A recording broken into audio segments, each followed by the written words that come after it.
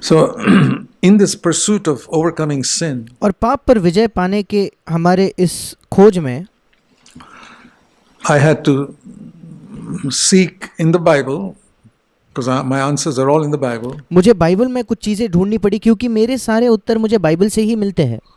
What is the clearest definition of sin? पाप की सबसे साफ व्याख्या क्या है? And I had many definitions of sin, and there are different definitions of sin in the Bible. और मेरे पाप की कई अलग अलग व्याख्या मेरे मन में थी और बाइबल में भी पाप की अलग अलग व्याख्याएं दी गई है। For example, उदाहरण के तौर पर it says in Romans 14 उदाहरण के तौर पर रोमियो 14 में लिखा है and verse 23, उसका 23 वचन, the last part, whatever is not from faith is sin. उसके अंतिम भाग में लिखा है जो कुछ विश्वास से नहीं वो पाप है। That's quite a high standard. ये तो बहुत ऊंचा स्तर हुआ। Faith is dependence upon God. विश्वास का मतलब हुआ परमेश्वर पर निर्भर होना। And to say that if I live my life without recognizing my dependence upon God, I'm living in sin. और ये कहना और इस बात को पहचानना कि अगर मैं अपने जीवन में परमेश्वर पर निर्भर न होते हुए जी रहा हूँ तो फिर वो पाप है, मैं पाप में जी रहा हूँ। I'm not even realize it. और मैं शायद उसको जानता भी नहीं, मुझे उस बात का एहसास भी नहीं हो रहा। You know, there are people who live in such filth in slums that they don't realize that they stink. क्या आप जानते हो कुछ लोग झुग्गी झोपड़ियों में ऐसी गंदगी में जीते हैं कि उनको इस बात का एहसास भी नहीं है कि उनसे बदबू आ रही है। Someone who is living in a much healthier surrounding comes there and immediately stinks. और कोई व्यक्ति जो ज़्यादा स्वस्थ परिसर में रहता है, जब वो एक ऐसी जगह आता है तो तुरंत उसको समझ में आता है कि यहाँ कोई बदबू है। But the guy living there, he doesn't even feel he's stinking. पर जो व्यक्ति खुद वहाँ रहता है उसे तो ये एहसास भी नहीं है कि वो उससे बदबू आ रही है, Because everybody's stinking around him. क्योंकि उसके आसपास हर एक व्यक्ति से वही बदबू आती है। And I believe that's how it is. और मेरा विश्वास है कि हमारे साथ ऐसा ही है। We have no faith, but we don't even realize we're sinning. जब हमारे अंदर कोई विश्वास नहीं होता, हमें ये बिल्कुल भी एहसास नहीं है कि हम पाप कर रहे हैं। We don't realize we're stinking हमें ये एहसास ही नहीं कि हमसे गंदी बदबू आ रही है, because we are surrounded by people who are not living in this constant dependence upon God. क्योंकि हमारे आसपास हम ऐसे लोगों से घिरे हुए हैं जो निरंतर परमेश्वर पर निर्भर होकर जीवन को नहीं जी रहे। Sin is for them is murder, adultery, telling lies. That's Old Testament. उनके लिए पाप मतलब व्यभिचार, झूठ बोलना या खून करना, ये सब तो पुराना नियम हो गया। Most Christians live by the 10 commandments. अधिकतर मसीही या 10 आज्ञाओं के अनुसार जीते हैं। They are living by the 10 commandments. वे 10 आज्ञाओं के अनुसार जी रहे हैं। They're not living by the standard of sin that Jesus spoke about. और जिस पाप के स्तर के विषय में यीशु ने बात की उसके अनुसार वे नहीं जीते। So I wanted to find out what is sin in the New Testament. Whatever is not a faith is sin. और मैं ये ढूंढने की कोशिश कर रहा था कि नए नियम में पाप क्या है, क्योंकि जो भी विश्वास से नहीं वो पाप है। Or 1 John chapter 1 John chapter 2 या पहला यूहन्ना उसका दूसरा अध्याय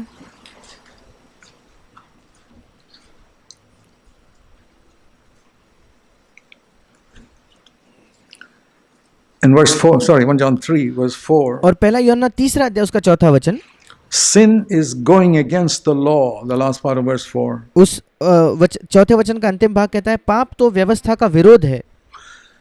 Here's a standard that the law is given. I disobey it. अगर व्यवस्था ने कोई आदर्श या कोई मापदंड प्रस्तुत किया है, मैं उसके प्रति अनाज्ञाकारी रहता हूँ तो मैंने पाप किया है, मैंने पाप किया है। It's consciously going against something I know to be wrong. जानबूझकर कोई ऐसे चीज के विरुद्ध जाना जो मैं जानता हूँ गलत है, जो मैं जानता हूँ पाप है। Or I'm trying to get a definition of sin. मैं पाप की परिभाषा या उसकी व्याख्या पाने की कोशिश कर रहा हूँ। James chapter 4, that is speaking about sins which are conscious sin. ये उन पापों के विषय में है जो हम जानबूझकर या सचेत तौर पर जिसके बारे में हमें एहसास है, ऐसे पापों के विषय में ये बात है। I know this is wrong. The law has told me The law in my heart has told me that's wrong. मैं जानता हूँ ये गलत है, व्यवस्था ने मुझे बताया है, मेरे हृदय के अंदर जो व्यवस्था है उसने मुझे बताया कि ये गलत है, And I do it. पर फिर भी मैं वो करता That's हूँ, it. वो पाप है। But then there's another type of sin mentioned in James 4, पर फिर एक और प्रकार का पाप है जिसके बारे में याकूब 4 अध्याय में लिखा गया है, verse 17. याकूब 4 और उसका 17 वचन। This is similar.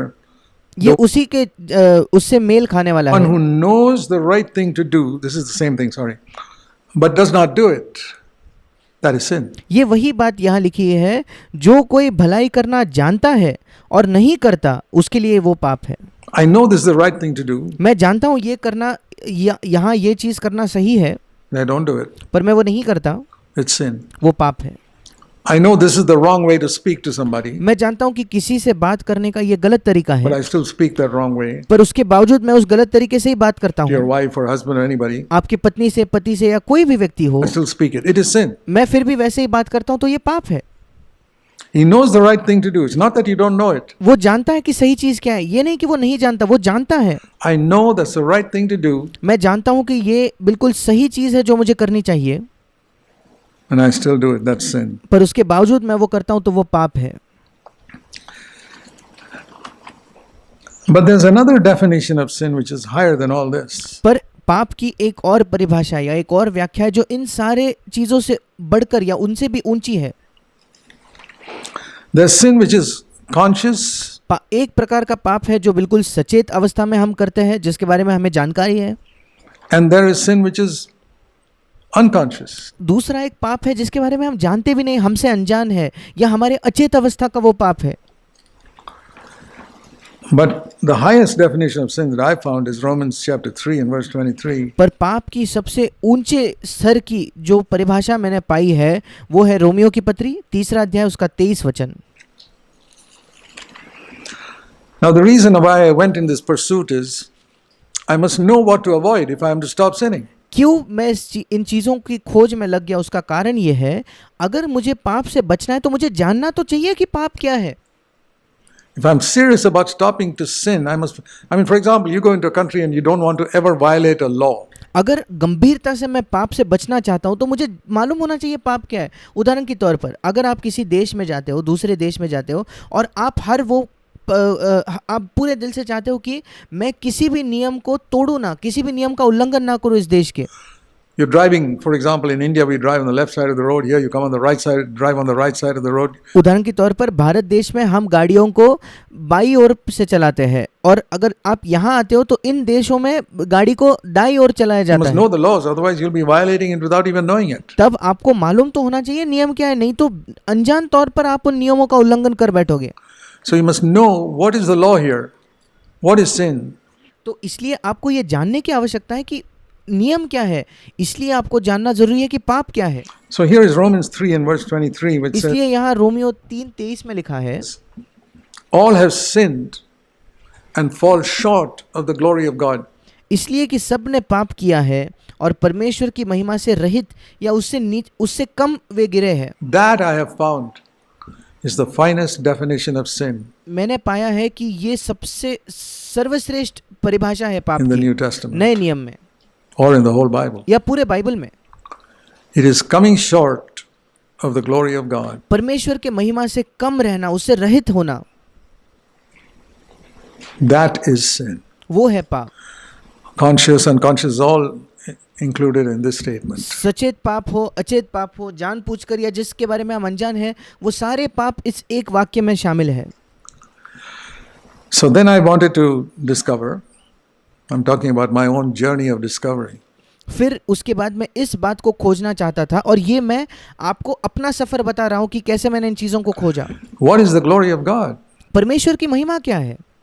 And for years and years and years, I used to think that must be some bright light in the Old Testament. The glory of God came on the temple. और कई वर्षों तक मुझे लगता था कि परमेश्वर की महिमा मतलब कोई बड़ी ज्योति होगी, बड़ा तेज होगा, क्योंकि पुराने नियम में हम पढ़ते हैं कि परमेश्वर का तेज या उसकी महिमा उस मंदिर पर उतर आई। I would read that, and every time I read about the glory of God being manifested in the Old Testament, it was like a bright fire or something. और जब कभी पुराने नियम में मैं परमेश्वर की महिमा प्रदर्शित होते हुए मैंने देखी थी या पढ़ा था, तो मैं देखता था कि वहाँ कोई बड़ी ज्योति या बड़े अग्नि के समान कुछ होता था। And I wanted to investigate and see is that what it means? और फिर मैं ये ढूंढने की कोशिश कर रहा था, ये जांचने की कोशिश कर रहा था, क्या परमेश्वर की महिमा का यही मतलब है? That's again an Old Testament concept. फिर एक बार ये जो हमारे मन में चित्र है, ये पुराने नियम का एक चित्र है। But I tell you, 99% of Christians, if you ask them what is the glory of God, that's what they'll say. पर मैं आपको बताना चाहता हूँ, अगर आज आप 99% मसीहियों से पूछो कि परमेश्वर की महिमा क्या है, वो यही कहेंगे। They have never bothered to investigate what is the meaning of that expression. उन्होंने कभी भी ये कोशिश ही नहीं की है कि वो जो कथन है परमेश्वर की महिमा, उसका मतलब क्या है, इसे ढूंढने की कोशिश नहीं की है उन्होंने। I used to tell my children when they're in school, if you come across a word in your English language book you don't understand, please put the book down, take a dictionary immediately and try to learn the meaning of that word. जब मेरे बच्चे school में पढ़ते थे तो मैं हमेशा उनसे बताता था, उन्हें कहता था कि जब आप अंग्रेजी की किताब पढ़ो और आपको कोई शब्द नहीं समझ में आता तो उस किताब को थोड़ी देर के लिए नीचे रख दो, जाकर एक डिक्शनरी या शब्दकोश उठाओ, उस शब्द का मतलब ढूंढो और फिर आगे पढ़ना जारी रखो। That's what I always did. और मैं खुद हमेशा वही करता था। And that's how I improved my English. और मेरी इंग्लिश वैसे ही सुधर गई। And that's how whenever I do the same thing with the Bible. और बिल्कुल वैसे ही बाइबल के साथ भी मैं वही करता हूँ। I read somewhere a reference being quoted in an article. मैं कहीं अगर कोई मसीही लेख पढ़ रहा हूँ और वहाँ मैं पढ़ता हूँ कि किसी ने बाइबल के कोई वचन के बारे में लिखा है या जिक्र किया है। I don't know that reference. I'll put the article down and turn to the Bible and look up the reference. और मैं खुद अगर उस वचन को नहीं जानता तो मैं उस लेख को छोड़ना वहीं रोक देता हूँ, पहले मैं जाकर बाइबल में देखना चाहता हूँ कि वो वचन क्या कहता है। That's how I got to know the Bible. इसी तरीके से मैंने बाइबल को जाना। That's if you want to know the Bible, that's the way you do it. If you want to know English, अगर आप बाइबल जानना चाहते हो तो आपको यही करना that's the होगा। way to do it. When you come अगर आप इंग्लिश जानना चाहते हो तो आपको यही करना होगा। across a word you never heard, take a dictionary. अगर आप कोई ऐसा शब्द सुनते हो जो आपने कभी नहीं सुना हो तो एक शब्दकोश उठा लीजिए। So much easier today. Go to Google, you'll understand immediately what's आज तो बहुत ज़्यादा आसान है, आप गूगल पर जाकर उस शब्द का अर्थ ढूंढ सकते हो। So, if the Lord sees, I mean, it doesn't matter if you don't improve your English so much, but if you don't understand God's word clearly, और आप अपना इंग्लिश सुधारो या नहीं, इससे बहुत ज़्यादा फर्क नहीं पड़ेगा, पर अगर आप परमेश्वर के वचन को साफ साफ नहीं समझते तो you're going to lose a lot. फिर आप बहुत सारी चीज़ों से चूक जाओगे, खो दोगे। You won't lose a lot if your English is not that good. अगर आपकी इंग्लिश बहुत अच्छी नहीं है तो उससे आप बहुत चीज़ों से नहीं चूकोगे। But so I began to think, what is the glory of God? And और फिर that's मैं also सोचने लगा कि परमेश्वर की महिमा क्या है, not going to the Old Testament. और पुराने नियम में नहीं। And I found a definition of that in John chapter 1. और फिर मैंने परमेश्वर की महिमा क्या है उसकी भी परिभाषा मुझे मिली यूहन्ना रचित सुसमाचार के पहले अध्याय में। John chapter 1. यूहन्ना रचित सुसमाचार उसका पहला The अध्याय। glory of God is here described, not as यहाँ परमेश्वर के महिमा के वर्णन किया गया है। some bright light, यहाँ कोई ये नहीं कहा कि कोई बड़ी ज्योति, something more practical, या उससे भी व्यवहारिक तौर पर यहाँ उसका वर्णन है। down to earth. एक बिल्कुल पृथ्वी के शब्दों में हम समझ सकते हैं ऐसा। John 1:14, the यूहन्ना 1:14, word that is God is called the word in verse 1, became flesh, referring to Jesus. और वहाँ लिखा है वचन देहधारी हुआ। वचन अर्थात पहले वचन में लिखा है कि परमेश्वर को वचन कहा गया है, और परमेश्वर देहधारी हुआ अर्थात यीशु के बारे में ये वचन है। And there we saw his glory. और वहाँ हमने उसकी महिमा देखी। The glory of God we saw in Jesus Christ, परमेश्वर की महिमा हमने यीशु मसीह में देखी, with a balance of grace and truth. और वहाँ एक संतुलन के साथ, अनुग्रह और सच्चाई के बीच एक संतुलन के साथ हमने उसके महिमा को देखा। There was a balance in Jesus' life यीशु के जीवन में एक संतुलन था, of strictness and mercy. कठोरता और उसी के साथ दया। Not just one, केवल एक ही नहीं, it was both there. He was not only strict, he was not only merciful. दोनों के दोनों उसके अंदर था। वो केवल हर समय कठोर नहीं होता था, हर समय केवल दया करने वाला वो नहीं था। He was not only grace, it was truth. केवल अनुग्रह ही नहीं, वहाँ सत्य भी था। And that is the glory of God. और ये परमेश्वर की महिमा है। So I saw the definition of the glory of God is the earthly life of Jesus, the way he lived. और इस वचन से मैंने देखा कि परमेश्वर के महिमा की परिभाषा यही है कि यीशु मसीह का इस पृथ्वी पर जिया हुआ जीवन, जिस प्रकार से यीशु मसीह इस पृथ्वी पर जीता था, वो है परमेश्वर की महिमा। So I got my definition of sin finally. और आखिरकार मुझे पाप की परिभाषा या उसकी व्याख्या मिल गई। Anything that comes, all have sinned and come short of the glory of God means सबने पाप किया और परमेश्वर के महिमा से रहित है, उसका मतलब ये है all have sinned and are not living like Jesus. सबने पाप किया और वो यीशु के अनुसार जीवन नहीं जीते, यीशु के जैसे जीवन नहीं जी रहे। That's the definition of sin. वो है पाप की परिभाषा या उसकी व्याख्या। They have come short of that standard. वे उस स्तर से, उस मापदंड से चूक गए हैं, उससे रहित है। And once I got that standard, और एक बार मुझे वो आदर्श, वो मापदंड मिल गया, I said, okay, मैंने कहा ठीक है, I got to work towards that. फिर मुझे उसकी ओर चलना है, उसी मार्ग पर मुझे आगे बढ़ना है। Is that possible? क्या ये संभव है? We read that in Hebrews 4. Let us draw near to the throne of grace, हमने इब्रानियों 4 में पढ़ा, आइए हम उस अनुग्रह के सिंहासन के निकट आए, so that we can receive grace to help us ताकि हम उस अनुग्रह को प्राप्त कर सके हमारी सहायता के लिए in the time of temptation. हमारे प्रलोभन के समय में। So I realized the reason I'm falling और मैंने ये बात को समझा कि मैं निरंतर गिर रहा हूँ, उसका कारण ये है is because in the time of temptation, which is my time of need, कि जब प्रलोभन का समय आता है, जो मेरे आवश्यकता का समय होता है, I'm not going to ask God for grace. I thought I can make it on my own. मैं परमेश्वर के पास अनुग्रह मांगने के लिए जा ही नहीं रहा। मुझे लगता था मैं खुद से कर सकता हूँ। I've got verses in my Bible and मेरे बाइबल में अलग अलग वचन हैं, in my mind. मेरे मन में अलग अलग वचन You know, हैं। the Old Testament, how did they keep themselves from sin? क्या आप जानते हो पुराने नियम में लोग अपने आप को पाप से कैसे स्वतंत्र रखते थे, पाप से कैसे बचाए रखते थे? See Psalm 119. मेरे साथ निकालिए भजन संहिता 119। This is how they kept themselves from sin in the Old Testament. पुराने नियम में पाप से दूर रहने का ये उनका तरीका होता था। Psalm 119 verse 11. भजन संहिता 119 उसका 11वां वचन, This is David. ये दाऊद के विषय में है। Your word have I treasured in my heart that I might not sin. मैंने तेरे वचन को अपने हृदय में रख छोड़ा है कि तेरे विरुद्ध पाप न करूं। That word was the 10 commandments. और ये जो वचन था वो 10 आज्ञाओं के विषय में है।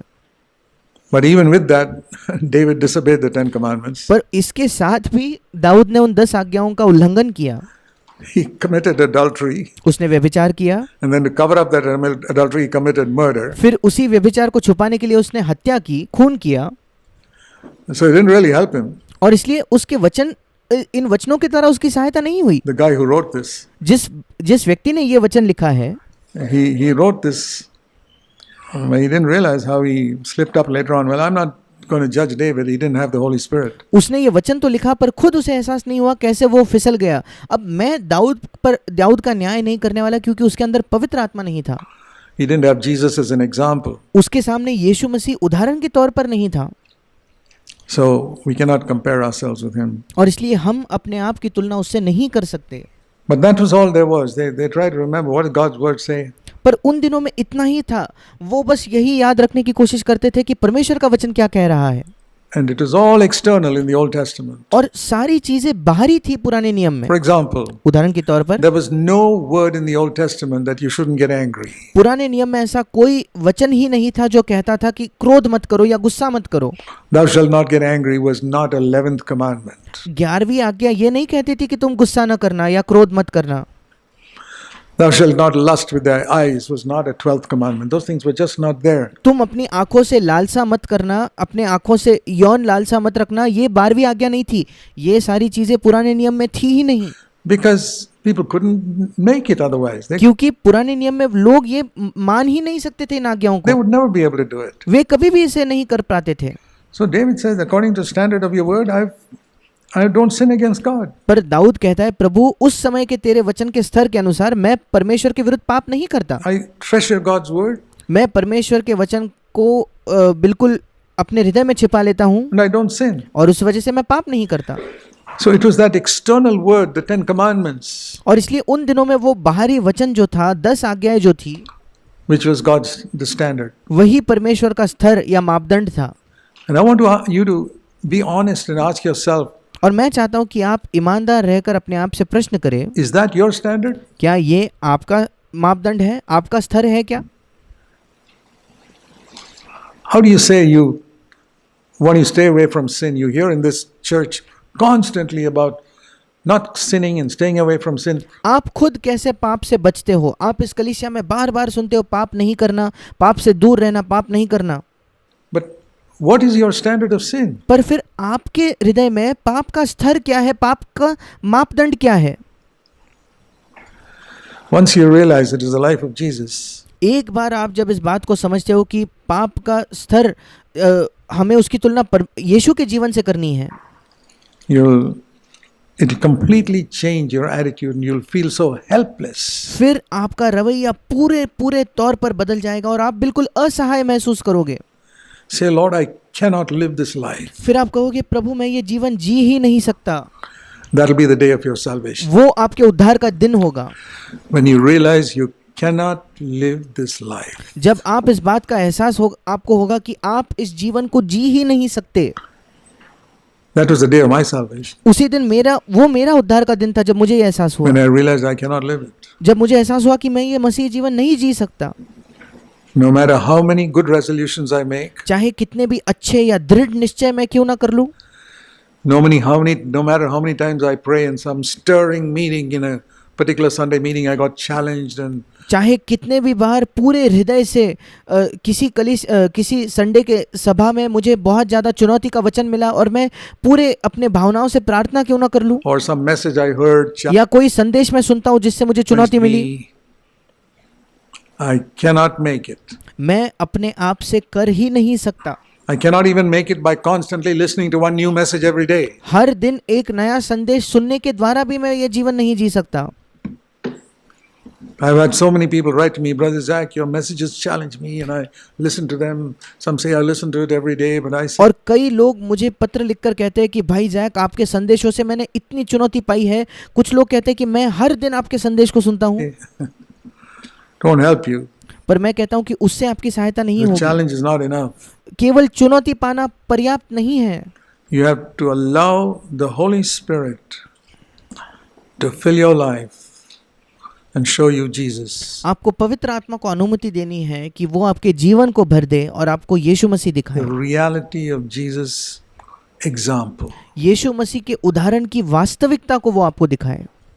And like the helpless branch depending upon the tree. और बिल्कुल जैसे वो असहाय डाली उस पेड़ पर निर्भर होती है। It's my favorite example. ये मेरा सबसे पसंदीदा उदाहरण है। The branch in the tree. वो पेड़ और उसके अंदर पेड़ की एक डाली या उसकी एक शाखा। I cannot do anything without being in there all the time. निरंतर उसके अंदर होने के बजाय मैं कुछ नहीं कर सकता, उससे अलग होकर मैं कुछ नहीं कर सकता। 50 years of experience won't help me. 50 वर्षों का अनुभव मेरी सहायता नहीं करेगा। If I'm cut off, I'm as good as day one. अगर मैं उस पेड़ से काट दिया जाऊं तो मैं पहले दिन जैसा था बिल्कुल वैसा ही हो जाऊंगा। So constantly depending upon the Lord, this is impossible. It's और निरंतर प्रभु पर निर्भर होना ये not by thinking. I used to think I got to constantly remind myself. There were books I read about every 15 minutes, try and think about the presence of Jesus. और केवल विचार करने के द्वारा असंभव है। मैंने ऐसी किताबें पढ़ी थी जो कहती थी कि हर 15 मिनट में यीशु के उपस्थिति के बारे में सोचो। All techniques of psychology. ये सारी जो है ये मनोविज्ञान की टेक्निक्स है। अलग जैसे साइकोलॉजी की ये सारी तकनीक हुई। I mean, if that was a secret, it'd be somewhere in the Bible. It'd say every few minutes, think about the presence of the Lord. अगर वो जीवन प्राप्त करने का यही रहस्य होता तो कहीं ना कहीं बाइबल में लिखा होता कि हर 15 मिनट में प्रभु की उपस्थिति के बारे में सोचें। No. नहीं। Does a branch connect itself to the tree every 15 minutes? क्या ये डाली जो है हर 15 मिनट में अपने आप को उस पेड़ से जोड़ लेती है क्या? No. नहीं। It's all the time in there. निरंतर वो वहां बनी रहती है। Jesus said, without me you can do nothing. यीशु ने कहा तुम मुझसे अलग होकर कुछ As नहीं the कर branch सकते। cannot produce any fruit without being in the tree, जैसे एक डाली उस पेड़ में बनी न रहे तो वो कुछ भी फल न ला सके, you can produce nothing. आप भी कुछ नहीं फल ला सकोगे। And if I want a life of constant victory, और अगर मैं निरंतर विजय का एक जीवन चाहता हूं तो in my words, मेरे शब्दों में, thoughts, मेरे विचारों में, the way I speak to people, जिस प्रकार से मैं लोगों से बात करता हूँ उसमें, especially at home, विशेषकर घर में, the way you speak to your marriage partner आप अपने जीवन साथी से किस प्रकार बात करते हो उसमें, every day, प्रतिदिन, the way you speak to your children. जिस प्रकार से आप अपने बच्चों से बात करते हो, You children, if you're serious about victory over sin, the way you speak to your parents. आप जो बच्चे हो, अगर आप पाप पर विजय पाने के विषय में गंभीर हो तो किस प्रकार से आप अपने माता पिता से बात करते हो, And to each other. एक दूसरे से कैसे बात करते हो. If I'm serious about victory in that area, अगर उस क्षेत्र में मैं विजय प्राप्त करने के बारे में गंभीर हूं तो, or in my place of work, या मेरे कार्यस्थल में जहां मैं काम करता or हूं, all unbelievers, जहां सारे अविश्वासियों के बीच में हूं, and I cannot lose my testimony in the church और कलीसिया में मैं अपनी गवाही नहीं खो सकता, if I sin in my place of work because nobody knows me there. पर मेरे काम की जगह वहां तो मुझे कोई नहीं जानता, Nobody from the church knows me there. कलीसिया से कोई व्यक्ति वहां नहीं है जो मुझे जानता हो. But if I'm serious about living before God's face, पर अगर परमेश्वर के मुख के सामने, परमेश्वर के आंखों के सामने जीवन जीने के विषय में मैं गंभीर हूं तो,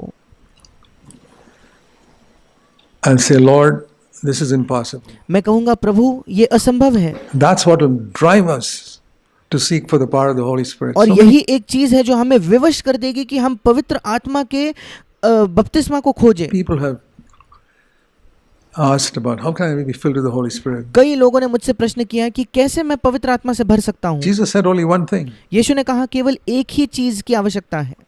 If anyone thirst, अगर कोई प्यासा हो तो let him come to me. वो And मेरे that पास thirst आए. is, you know, he said earlier about those who hunger and thirst for righteousness. और वो प्यास का मतलब है, जैसे यीशु मसीह ने खुद एक और जगह कहा, जो लोग धर्म के, धार्मिकता के भूखे और प्यासे हैं.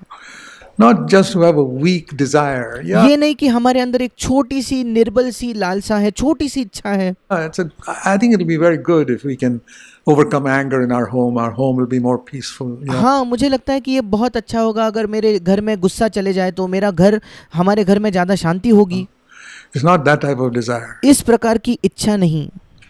It's a desperate hunger and thirst of a dying man एक बिल्कुल आतुर होकर तीव्र लालसा मरने वाले व्यक्ति की, who's not had anything to eat or drink for number of days. जिसके पास कई दिनों से खाने पीने के लिए कुछ नहीं रहा हो और वो मर रहा हो, Starving, और वो बिल्कुल भूख से मर रहा है, crying out, I want some water. और वो पुकार रहा है कि मुझे कुछ पानी चाहिए, I want something to eat. I haven't eaten for days. I haven't मैं कुछ खाने के लिए चाहता हूँ, मैंने कई दिनों से भोजन नहीं किया, drunk any water for days. मैंने कई दिनों से पानी नहीं पिया है. That type of thirst, if anyone thirsts, Jesus said, come to me, from your innermost being, the Holy Spirit will flow out. इस प्रकार की प्यास, और यीशु ने कहा अगर कोई प्यासा हो तो मेरे पास आए और पिए, और तुम्हारे अंदर से, तुम्हारे हृदय के भीतर से जीवन के जल की नदियां बह निकलेंगी.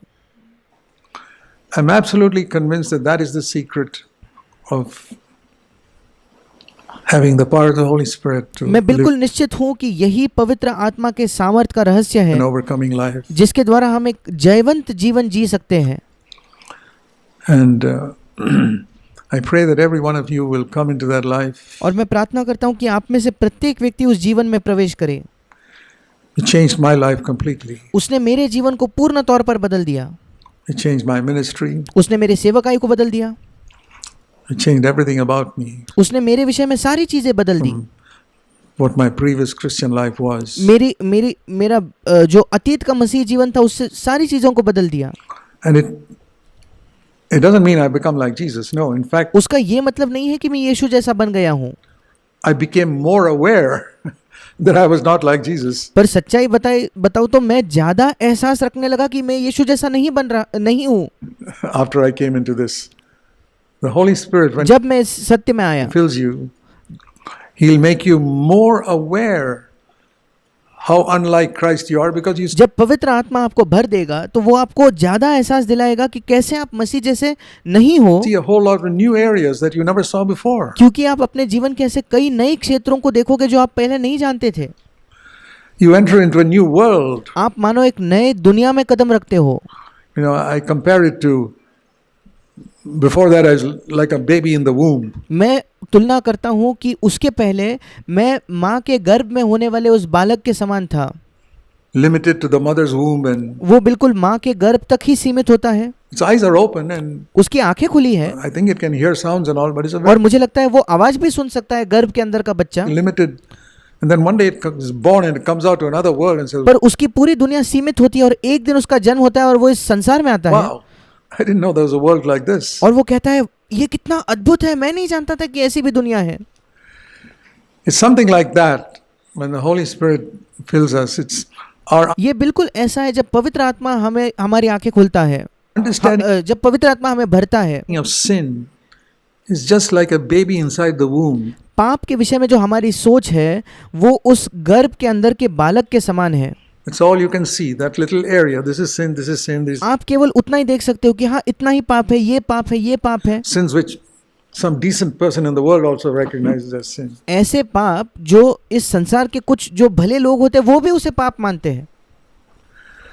But when the Lord opens our eyes, it's like that baby coming out into the world and say, wow. जब प्रभु हमारी आंखें खोलता है तो हमारा अनुभव बिल्कुल उस छोटे शिशु के समान होगा जो इस संसार में आकर देखता है कि वाह ये कितना अद्भुत है। Realize there's a huge big world out here. वो जानता ही नहीं था कि इसके बाहर भी एक इतनी बड़ी सी दुनिया है, That sin is a much, much bigger thing. It's something like that. कि पाप एक ज्यादा बड़ी चीज बन जाती है। कुछ ऐसा ही हमारा अनुभव होगा And then it won't discourage you.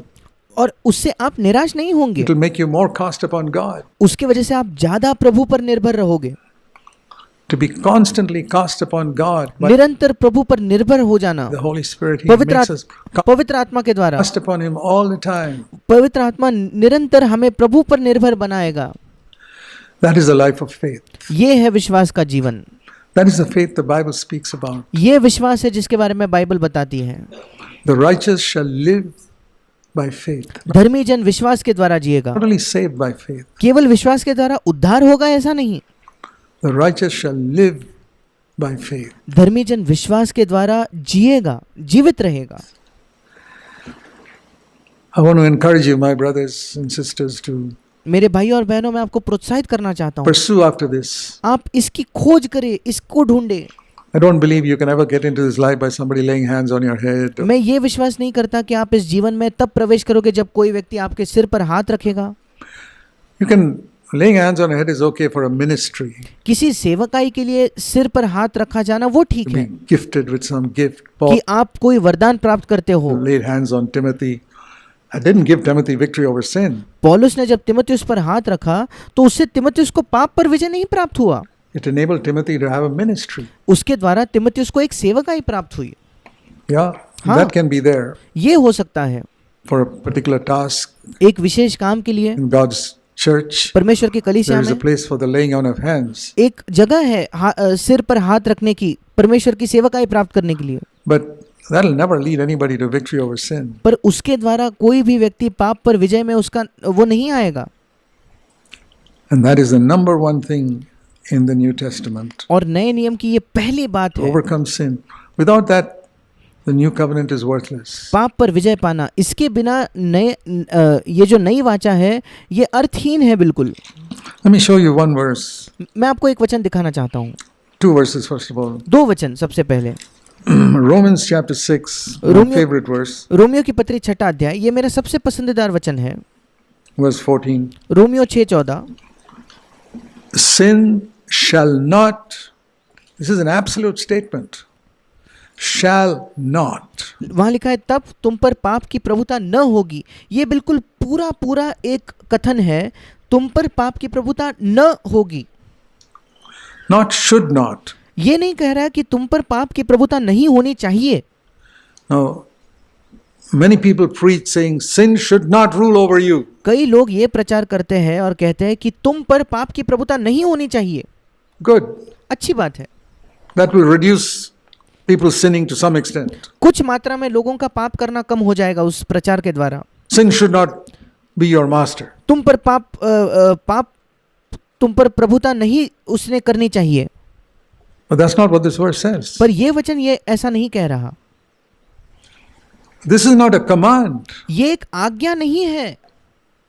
Sin should not be your master is a command. पाप तुम्हारा स्वामी नहीं होना चाहिए, ये एक आज्ञा हो गई। And I say, Lord, don't give me such commands. I can't keep it. और मैं कहता हूँ प्रभु ऐसी आज्ञा मुझे न दे, क्योंकि मैं ये आज्ञा नहीं मान सकता। The Lord says, I won't give you a command, I'll give you a promise. प्रभु कहता है मैं तुम्हें आज्ञा नहीं दूंगा, मैं तुम्हें एक वायदा दूंगा। Isn't that better? क्या ये बेहतर नहीं है? Sin shall not be पाप तुम पर पाप की प्रभुता न होगी। master over you.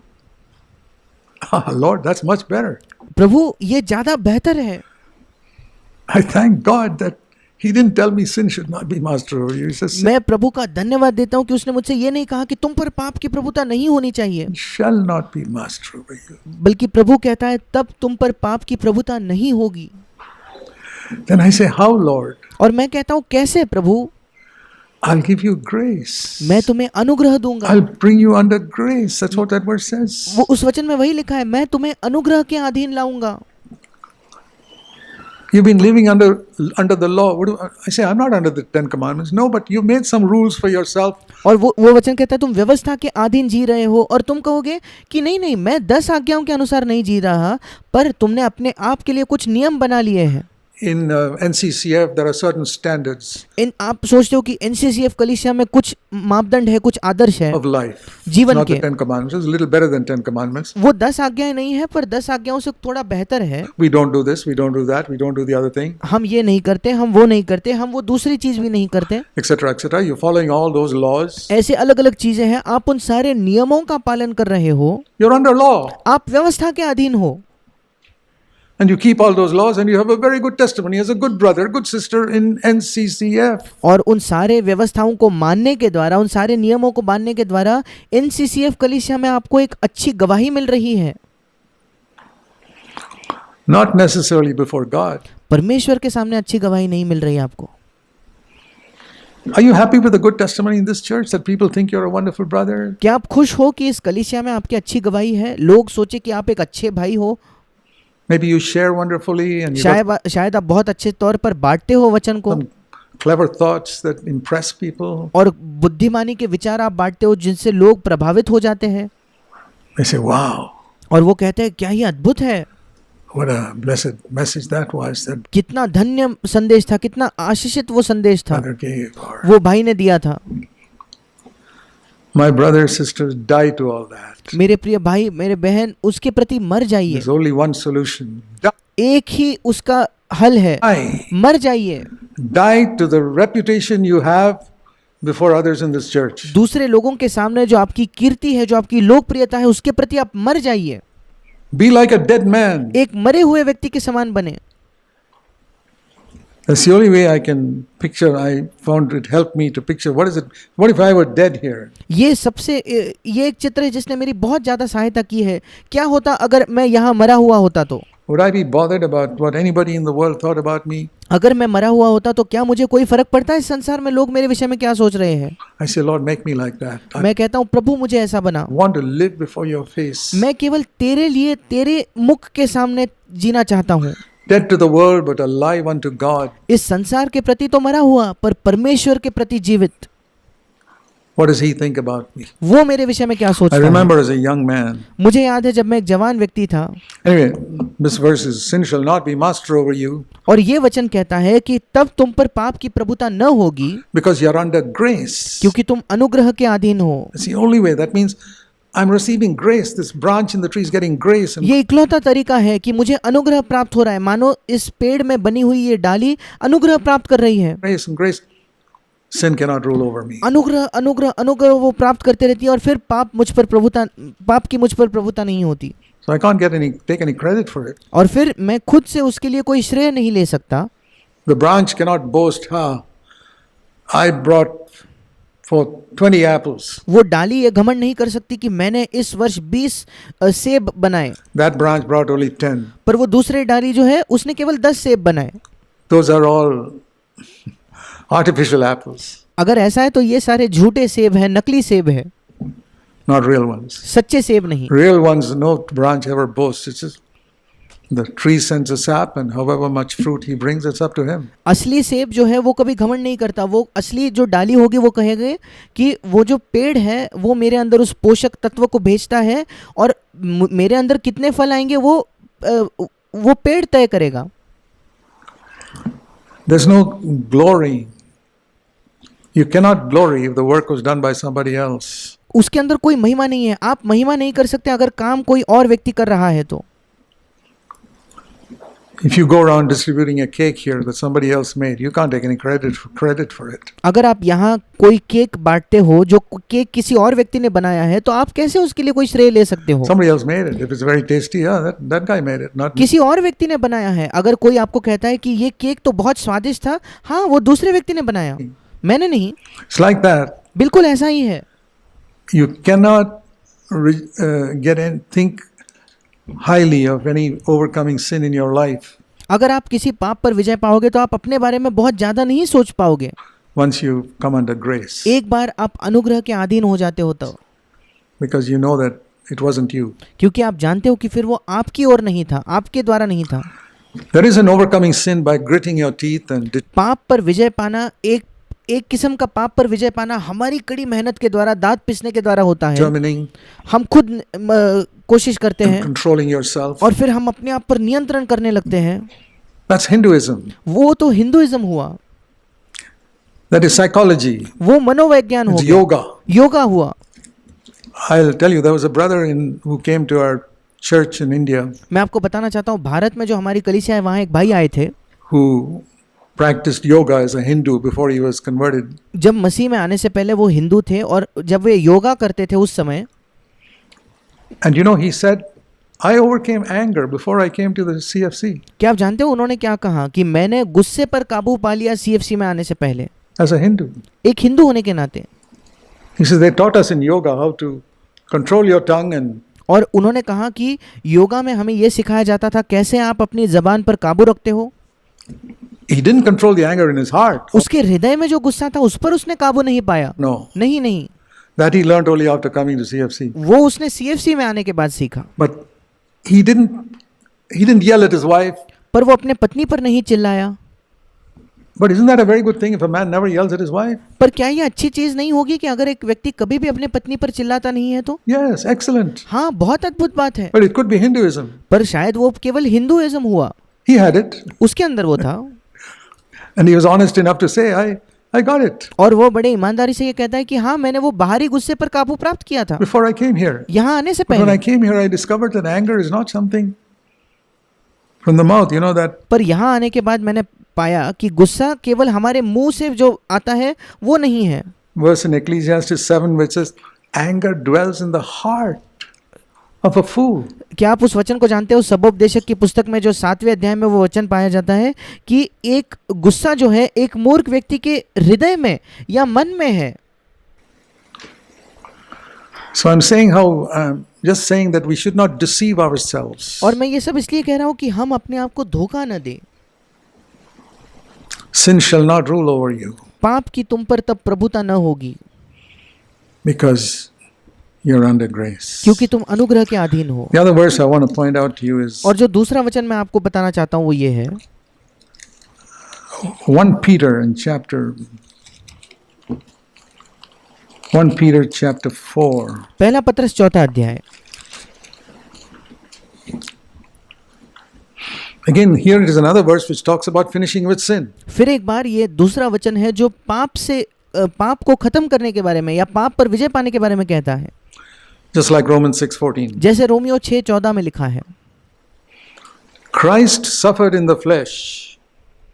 Arm yourself with the same purpose, because if you suffer in the flesh, you cease from sin. पहला पत्रस 4:1 वहाँ लिखा है, इसलिए जबकि मसीह ने शरीर में होकर दुख उठाया तो तुम भी उसी मनसा को हथियार के समान धारण करो, क्योंकि जिसने शरीर में दुख उठाया वो पाप से छूट गया. What does that mean? इसका क्या मतलब हुआ?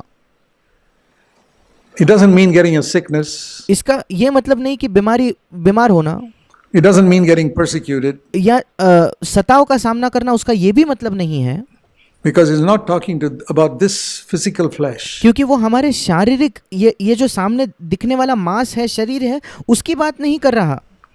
He's talking about that inward self life, वो हमारे अंदरूनी स्वयं के जीवन के बारे में कह रहा है, which the Bible calls the flesh. जिसको बाइबल में जिसके बारे में लिखा हुआ शरीर शब्द का इस्तेमाल किया है।